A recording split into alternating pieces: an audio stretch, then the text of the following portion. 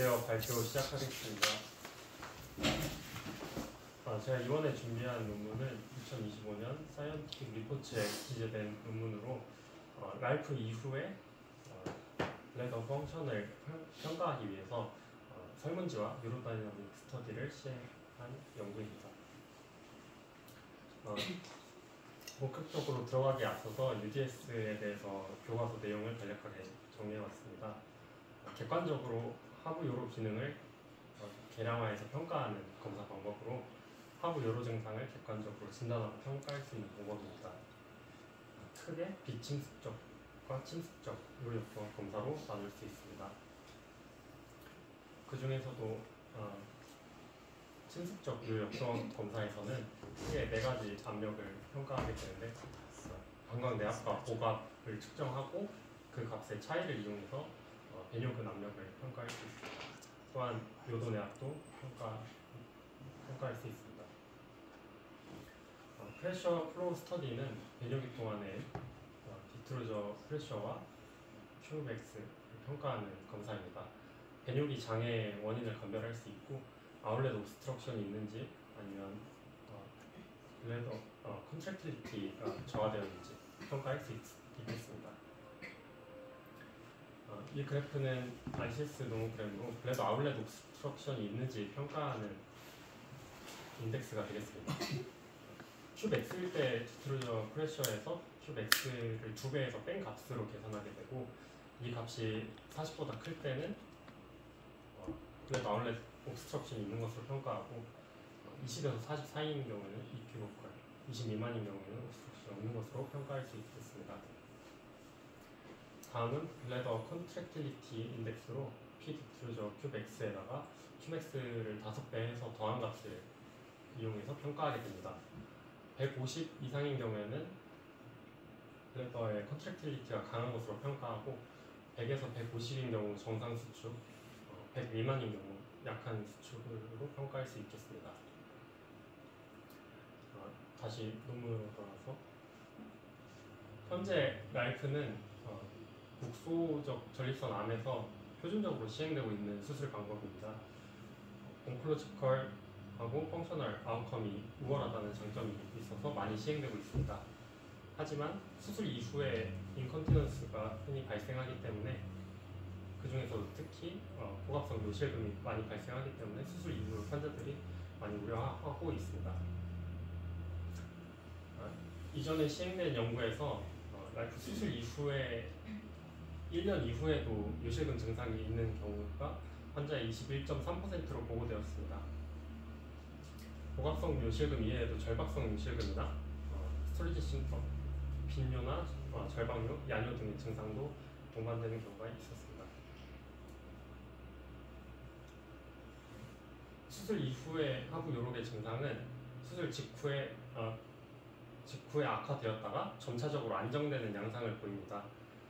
일부 환자에서는 수술 이전에 있었던 증상에 비해서 오히려 호전되는 양상을 보이기도 하는데, 이것은 기존의 러츠 증상이 심한 환자에서 더 큰 증상 개선폭을 보였습니다. 또한 수술 이후에 유로다이나믹 체인지를 보면은 아울렛 옵스트럭션이 해결되면서 플로우 레이트는 상승하고 PVR은 감소하는 양상을 보였습니다. 다만 유레스랄 클로저 프레셔나 펑셔널 유레스랄 랭스는 감소하는 양상을 보였습니다. 이러한 이전 연구에서 보고된 내용들에는 한계가 있습니다.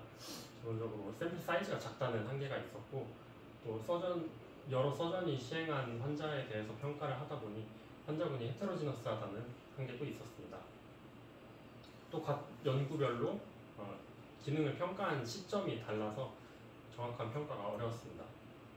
또한 시간에 따른 유로다이나믹 스터디를 시행하지 않아서 이것이 시간이 지나면서 개선되는지 여부에 대해서는 평가하기 어렵다는 한계도 있었습니다. 따라서 해당 연구에서는 전향적으로 수술 이후에 이제 주관적인 심텀과 객관적인 지표인 UDS 파라미터를 확인해서 수술 이후에 이제 조기에 컨티넌스를 회복할 수 있는 예측 인자가 있는지 확인하는 것이 목적이었습니다. 프로스펙티브 싱글센터 스터디로 진행이 되었고, 수술 하루 전과 3개월 이후에 설문지 IPSS, UDI6, OABSS를 시행하였고 프레셔 플로우 UDS를 시행하였습니다. 수술 전에 MRI를 촬영해서 프로스테이트 볼륨과 당화 같은 해부학적 특성도 평가하였고 TRP 히스토리도 평가했습니다. 또한 너브 스페어링 여부도 변수로 설정하였고 배더넥 리컨스트럭션 여부도 변수로 설정하였습니다. 컨티넌스를 회복했다의 정의는 이제 눈에 띄는 유린 리키지가 없으면서 패드 사용이 없는 경우를 컨티넌스라고 정의를 내렸습니다. 설문지는 IPSS, UDI6, OABSS를 이용해서 심통을 평가하였습니다. 우선 UDSS 필링 페이지에서는 퍼스트 처음 요일을 느끼는 순간 강하게 느끼는 스트롱 디자이어, 디트로즈 오버액티비티가 있는지 여부를 평가하였고 보이딩 페이지에서는 P 디트로즈 큐브X와 큐브X를 확인하였고 보이딩 이후에 PVR 측정하였고 아까 말씀드린 블레더 컨트랙틸리티 인덱스나 블레더 아울렛 옵스트럭션 인덱스를 계산해서 평가했습니다. 총 135명의 환자가 등록되었고 그 중에서 85명의 환자가 유로다이나믹 스터디를 마치고 끝까지 남아 있었습니다. 환자의 미디안 에이지는 67세였습니다. 이니셜 PSA 레벨은 11.8. 수술 전 MRI에선 T3A가 45.9%로 가장 많았고 수술 후에 히스톨로직한 스테이지는 T2가 가장 많았습니다. 또 관절의 환자에서는 기로바스큘러 번드를 프리저베이션 하였고 또 블레더 넥 리컨스트럭션을 한 경우는 22.3% 환자였습니다. 이 표는 이제 수술 전과 후 시점에서 IPSS, UDI6, OABSS의 점수가 어떻게 변하는지 비교한 표입니다. 우선 IPSS 스코어 먼저 확인하면 스토리지 심텀과 관련된 스코어가 수술 전보다 증가한 양상을 보였고 보이딩 심텀은 다소 감소한 양상을 보였습니다. 토탈 점수는 11.4와 12.2로 약간 상승한 것을 보였지만 통계적으로 유의미한 수치는 아니었습니다. UDI6 스코어는 전반적으로 상승한 양상으로 보였고 토탈 점수 4.16에서 7.67로 상승한 양상을 보였습니다. OABSS 또한 기존 수술 전에 3.8에서 6.8로 악화된 소견을 보였습니다. 말투 수술 이후에 폴리 제거한 시점은 수술 이후 4일이 중앙값이었습니다. 그리고 수술 이후에 컨티넌스 회복될 때까지의 시기를 표현한 표입니다.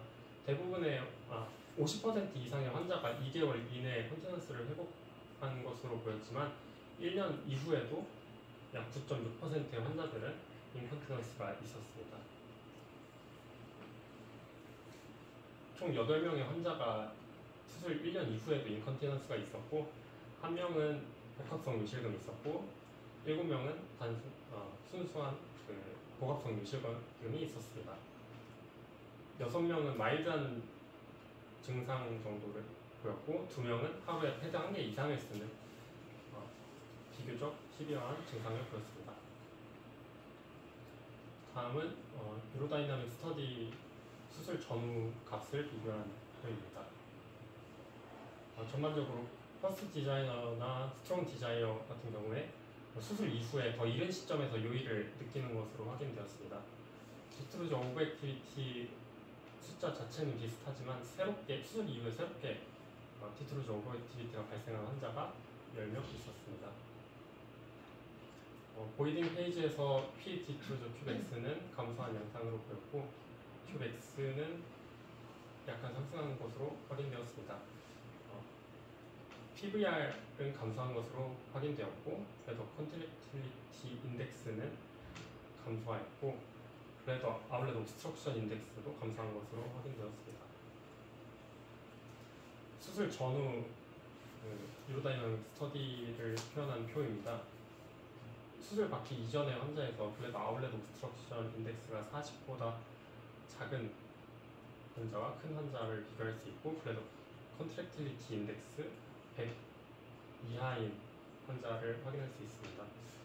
수술 이후에는 블레더 아웃렛 옵스트럭션 기준치 왼쪽으로 환자들이 많이 이동해서 아웃렛 옵스트럭션은 많이 해결된 양상으로 보였고, 블레더 컨트랙틸리티 인덱스는 다소 감소한 양상으로 수술 이후에 확인되었습니다. 수술 이후에 조기에 컨티넌스를 회복할 수 있는 프레디터를 평가하였고, 다양한 변수를 평가하였고, 결론적으로는 연령과 블레더 내의 크로스 섹셔널 에리아가 통계적으로 유의미한 프레디터로 판정되었습니다. 나이가 많고 블레더 넥 에리아가 넓을수록 예후가 안 좋았습니다.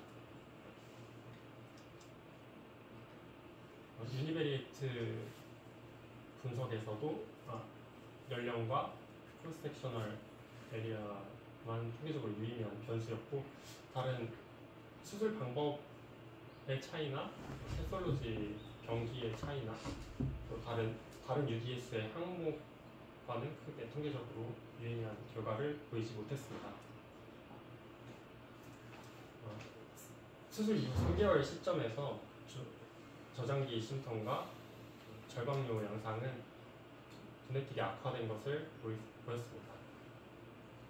배뇨 증상은 나아지는 양상을 보였고, 또 수술 후 3개월 시점에서 50% 이상의 환자들은 이미 컨티넌스를 회복한 상태였습니다.